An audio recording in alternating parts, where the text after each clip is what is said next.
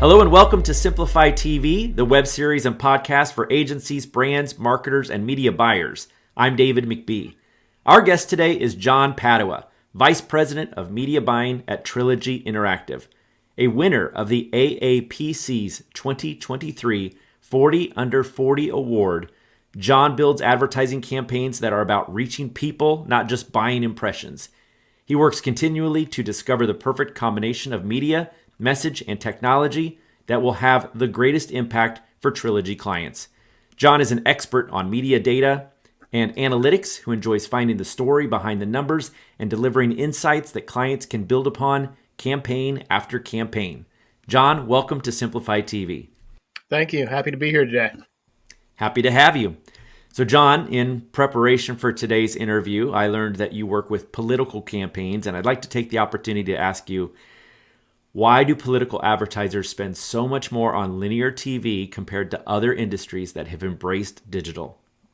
I think this question here is quite complex. And for me, I've thought about it a lot over the years. And really, it comes down to a combination of legacy thinking and risk aversion. There's a lot of legacy thinking in that. In the political space, and that folks will still believe that the most reliable way to effectively reach a lot of people in a short amount of time is through linear television. And I think at this point we can all somewhat agree that that's wrong. The thing is, for all the thinking that goes on in a campaign, in the peak where 90% of a campaign's advertising dollars are spent, and it all comes down to the last 6 to 8 weeks before Election Day. And to be honest, 6 to 8 weeks is just not a lot of time to accumulate data and make the best decisions. Whereas the brands have the luxury of longer sales cycles. If somebody is not buying enough Coke this quarter, you can put more advertising into another medium and they can buy more Coke the next quarter. We don't have that luxury. If you're not voting on September or on November 8th, then we lose you for 2 years. And because of that, the thinking doesn't get to evolve accordingly because we only get to practice this every couple of years. The other side of this equation is risk aversion. Elections have consequences, serious consequences, and there's a lot at stake. For agencies, it's a reputation. For senators and House members and their staffs, this is about their jobs and their livelihood. And most importantly for our country, it's literally the direction of political discourse. And we've seen over the last 7 years the impact that elections have and what happens when you don't spend properly. And with all that at stake, it's hard for campaigns to take any risks, let alone significantly change how they've spent the majority of their campaign funds over the years. So what's the answer? Like, how do we get them to understand the value of targeting their ideal audience using data that could be their geography or even their political affiliation? Yeah. And I think it's strange when it comes to digital because I think they both embrace part of the value of digital, but not the whole value of digital, right? I think campaigns have understood the power of digital for a long time and its ability to micro-target and reach so-called niche audiences. I think there's been a lot written about, hey, we wanted to reach suburban moms in Ohio for this particular election, and they went through X number of things. But what is the issue here is that political campaigns get too bogged down in the micro, and they don't see the full macro power of digital. They put digital in too narrow of a role to play in an overall campaign. And what they don't understand is that it can play such a larger role in a campaign's overall reach when reality does set in that people are spending, almost 3 hours more per day on average consuming digital content than traditional content. The reality is that digital content is a new broadcast. And once campaigns embrace that, we're going to start seeing that swing. And eventually the tide will swing in the direction of digital. And I think geographic limits are going to be the tipping point that causes that. If we think about a congressional districts in Orange County, for instance, we are talking about districts that are completely consumed by the massive Los Angeles DMA. It's hyper massive.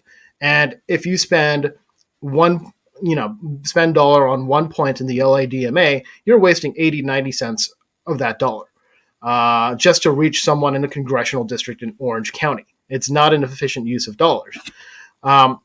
Whereas if you go on digital, you're looking at a place where you have zero waste. If you place your campaign, you're saving money, and you have significant amount of reach in very specific areas and geographies of the country. I'm so glad you brought up that geography. I live on the Kansas side of the Kansas City DMA, so Right. I get all the political ads from Missouri and Kansas, which no one should be forced to watch that many political ads. It's maddening, and the thing is, it's like it's such a burnout too. Like we are, if anything, over serving on certain mediums and underserving in others, and that creates the entire frequency capping problem. Do you have a client that you've reeled in that they were really focused on linear and you got them to try out digital and had great results? Yeah, I think we had a client. This would have been kind of the 2000 election. This person had actually, folks can guess along who the member of Congress would be, elected a member of Congress in 2018. But this person, previously had spent a significant amount on television, but then when it came to campaign funds, had to make some hard decisions in 2020 as far as where he was going to be spending overall. The realization and the kind of like the tipping point came when, hey, you can be so much more efficient if you decided to just spend 90% of your dollars on digital as opposed to kind of the other way around. And it really created effective results. We won that campaign by a larger margin of victory than his previous campaign. And I think it really kind of proved that you can play in the space and have your message solely carried by the digital realm. That's a great story. All right, so if you had 1 minute to convince these stubborn linear buyers to embrace digital, what would you say to them? I would say, how do you consume content? How do you personally consume content? I see, and this. I've been to pitch meetings where I see a campaign manager playing on their phone as they're going through a pitch, and I go, "Hey, you're clearly not paying attention to the television, but you're clearly getting a whole lot of information on your phone. What if I just placed a bunch of ads on your phone?" And I think that's the realization where we need to start understanding that in order to most effectively reach our audiences, we have to have media plans that mirror the ways that people are actually consuming content. And I think that's such a basic tenet of media planning that sometimes just kind of gets ignored because of how simple of an idea it is. So I'd say that plus dollars and waste. As you mentioned, we don't. Fundraising is a precious resource for a campaign. It is, simply put, the lifeblood of whether or not a campaign wins or loses, succeeds or fails. So let's not be wasteful with that money that people have entrusted us with, whether it's funders or whether it's a mom and pop who are donating to your campaign. We should respect that. We should respect those dollars. Yeah. So we've been talking a lot about digital as a whole, but we didn't really explain what that is. Are we talking display ads? Are we talking CTV? Are we talking pre-roll? What do you usually find is the most successful digital piece of media? I consider, when I say digital, I consider the entire kind of digital ecosystem. I'm talking video, pre-roll, native, as well as social and OTT. So basically anything that any time content is distributed through a digital means or through an internet connection. Now I think OTT has gotten so much more of the attention span these days, and it really does play a big role in the political space because of, one, completion rates, two, viewability, and three, targetability. And all of those things have made OTT really grow quite fast in the political space, and it's been embraced significantly faster than most other digital mediums, and that's great for us. But at the same time, let's not ignore the potential gains that are available in the other different types of mediums, especially if we are over investing in OTT and continue to look at the rest of the digital marketplace. Because as much as we talk about OTT being lead and being strong, that still accounts for only a percentage of like the total digital media consumption. So we want to make sure that we are backing up what we do on OTT with significant spends in the other different digital mediums available to us. That is some solid advice. Thank you so much.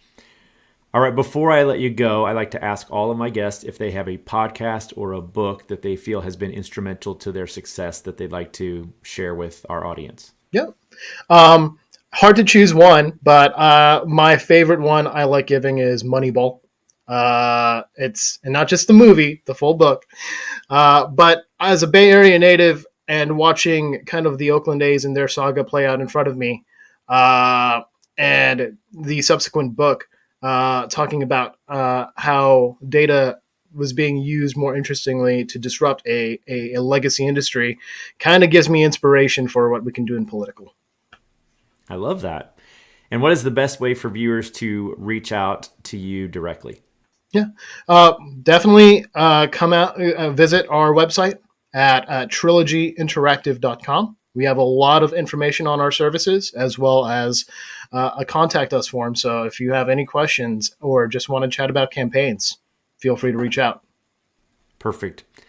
John, thank you so much for being my guest today. Thank you. And thank you guys for watching. Simplify TV is sponsored by Simplify, helping you to maximize relevance and multiply results with our industry-leading media buying and workflow solutions. For more information, visit simply.fi. Thanks for joining us today. I'm David McBee. Be awesome, and we'll see you next time.